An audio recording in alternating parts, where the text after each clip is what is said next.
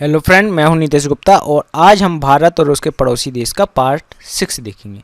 और इस पार्ट में हम भारत के पड़ोसी अफगानिस्तान और चीन को देखेंगे। तो स्टार्ट करते हैं वीडियो। सबसे पहले हम भारत और अफगानिस्तान को देखते हैं। तो जो डूरंड रेखा है वह अफगानिस्तान और पाकिस्तान के बीच की रेखा है। इस डूरंड रेखा के उत्तर में अफगानिस्तान है और दक्षिण में क्या है, पाकिस्तान है।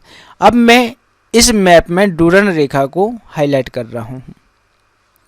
अब आप इस डूरंड रेखा को देखिए, ये इस हिस्से में, ये जो जहाँ मिल रही है इस हिस्से में, ये लद्दाख वाला क्षेत्र है जो कि भारत का है। यहाँ पर पाकिस्तान ने कब्जा किया हुआ है। ये गिलगिट बाल्टिस्तान वाले एरिया है पाकिस्तान के, यहाँ पर पाकिस्तान ने कब्जा किया हुआ है। और ये जो 106 किलोमीटर की जो रेखा है डूरंड रेखा, वह भारत और अफगानिस्तान के बीच की है। तो हम ऐसा कहेंगे जो 106 किलोमीटर की जो रेखा है डूरंड रेखा, वह भारत और अफगानिस्तान के बीच में है। क्लियर। और अफगानिस्तान केवल भारत के लद्दाख के साथ सीमा साझा करता है। अब मैं इसको दूसरे मैप में दिखा रहा हूँ जिससे आपको और अच्छे से क्लियर हो जाए। अब यहाँ पर आप देखिए, इसमें ये डूरंड रेखा है और इसके ऊपर है अफगानिस्तान और नीचे है पाकिस्तान। और ये जो इस पॉइंट पर ये 106 किलोमीटर का एरिया है जिसको पाकिस्तान अपना मानता है। ये लद्दाख वाला क्षेत्र है जो कि भारत का है, यहाँ पर पाकिस्तान ने कब्जा किया हुआ है। तो ये आप समझ गए हैं, ये जो डूरंड रेखा 106 किलोमीटर का क्षेत्र है वह किसके साथ लगा हुआ है, भारत और अफगानिस्तान के बीच की रेखा है। क्लियर। अब हम अफगानिस्तान के बारे में कुछ जान लेते हैं। तो अफगानिस्तान का जो राष्ट्रीय पशु है वह है हिम तेंदुआ। हिम तेंदुआ जो कि हिमाचल प्रदेश का राजकीय पशु है और अफगानिस्तान का राष्ट्रीय पशु है। मुद्रा जो है वह अफगानी। राष्ट्रीय खेल है बुजकशी, ये जो है ये बुजकशी है। राष्ट्रीय पक्षी है गोल्डन ईगल, ये जो आप बाज देख रहे हैं ये गोल्डन ईगल है और अफगानिस्तान का राष्ट्रीय पक्षी है। राष्ट्रीय फूल है तुलिप का, ये तुलिप का फूल है। राष्ट्रीय वृक्ष है अफगान पाइन, ये अफगान पाइन का वृक्ष है। अब सबसे लंबी नदी जो अफगानिस्तान की है वह है हेलमंद नदी। क्लियर। आपको ये याद रखना है, अफगानिस्तान की सबसे लंबी नदी कौन सी है, हेलमंद नदी। अब आगे देखते हैं, ये है अफगानिस्तान का ध्वज। इसमें देखिए 3 रंग हैं। अब इसमें ये रंग अलग अलग रंग का किसी न किसी चीज़ के प्रतीक होते हैं। अब हम इतनी डिटेल में नहीं जाएंगे। अब इसमें बीच में देखिए ये मस्जिद है और बीच नीचे इसके कुछ लिखा हुआ है। ये क्या लिखा हुआ है, 1919, ये 1919 लिखा हुआ है। और यह 1919 अफगानिस्तान के आज़ादी का वर्ष है। इसके अलावा यहाँ पर ये क्या है, गेहूँ है, गेहूँ प्रिंटेड है। तो आपको अफगानिस्तान के मैप में 3 रंग हैं, मस्जिद बीच में है, नीचे 1919 लिखा है और बगल में गेहूँ छपा हुआ है। क्लियर। अब आगे देखते हैं। अब हम भारत के अगले पड़ोसी चीन को देखते हैं। क्लियर। सबसे पहले क्वेश्चन तो यही आएगा कि भारत चीन के साथ कितनी जो सीमा है, सीमा रेखा की लंबाई कितनी है। तो कुल लंबाई है इसकी 3488 किलोमीटर।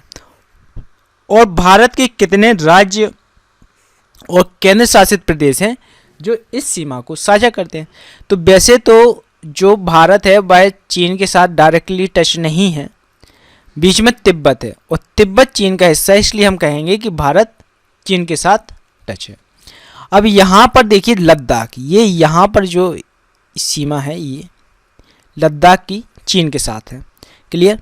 इसके बाद हिमाचल प्रदेश, उत्तराखंड, सिक्किम, यहाँ पर एक्चुअली भूटान है, और ये अरुणाचल प्रदेश। ठीक है।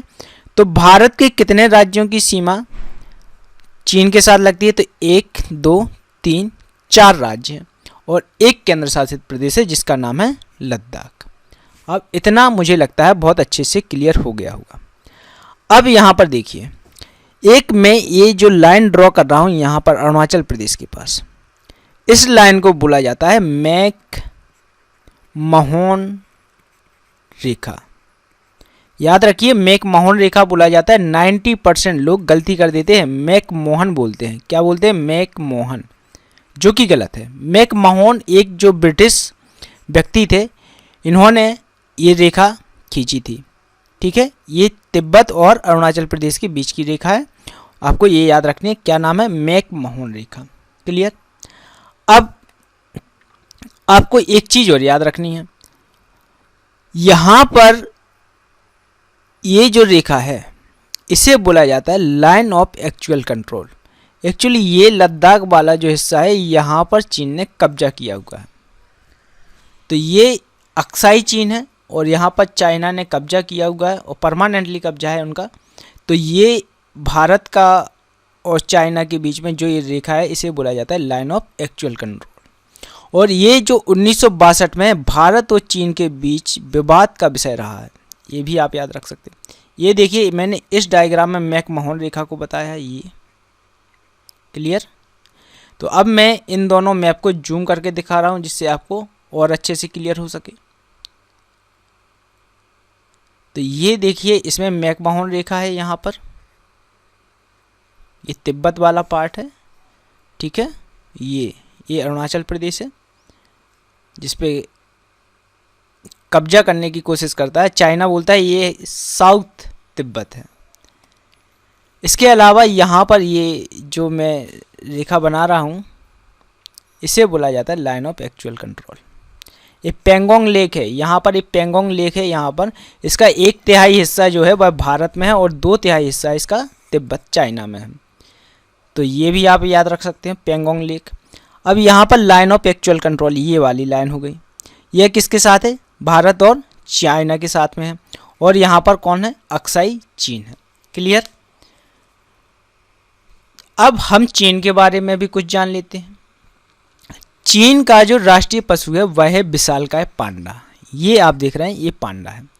राष्ट्रीय जो पक्षी है वह लाल क्राउन क्रेन है, ये लाल क्राउन क्रेन है। इसके अलावा जो राष्ट्रीय फूल है वहाँ का, वह है पियोनिया का।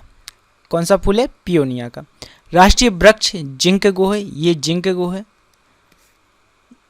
ये आप जो वृक्ष देख रहे हैं ये जिंकगो का है। इसके अलावा जो चीन की सबसे लंबी नदी है वह है यांगत्जी। यांगत्जी जो चीन की सबसे लंबी नदी है, ये भी आपको याद रखनी है। इसके अलावा ये जो आप देख रहे हैं ये चाइना का फ्लैग है, राष्ट्रीय ध्वज है। इस फ्लैग में आप ये देखिए, ये जो लाल रंग है यह क्या है? साम्यवादी क्रांति का प्रतीक है। इसके अलावा इसमें एक बड़ा स्टार है और 4 छोटे स्टार हैं। ये जो बड़ा सितारा है ये बताता है साम्यवाद का प्रतिनिधित्व करता है। इसके अलावा ये जो 4 छोटे सितारे हैं ये सामाजिक वर्गों का प्रतिनिधित्व करता है। इसके अलावा यह वहाँ की यूनिटी को भी दिखाता है। 4 छोटे सितारे किस चीज़ को दिखाते हैं? यूनिटी को। लाल रंग बताता है साम्यवादी क्रांति को और जो बड़ा सितारा है वह साम्यवाद का प्रतिनिधित्व करता है। तो ये तो था हमारे भारत और उसके पड़ोसी देश का पार्ट 6।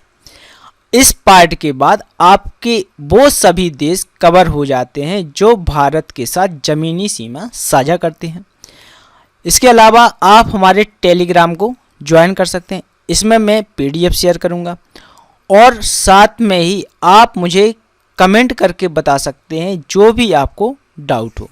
वैसे इतना कवर होने के बाद आप लगभग 450 प्लस अलग अलग प्रकार के क्वेश्चन आप बहुत अच्छे तरीके से अटेम्प्ट कर सकते हैं। तो इसमें मुझे नहीं लगता कि कोई डाउट होगा, और अगर कोई डाउट है तो आप मुझे जो YouTube चैनल है उस पर कमेंट करके मुझे बताइए। धन्यवाद।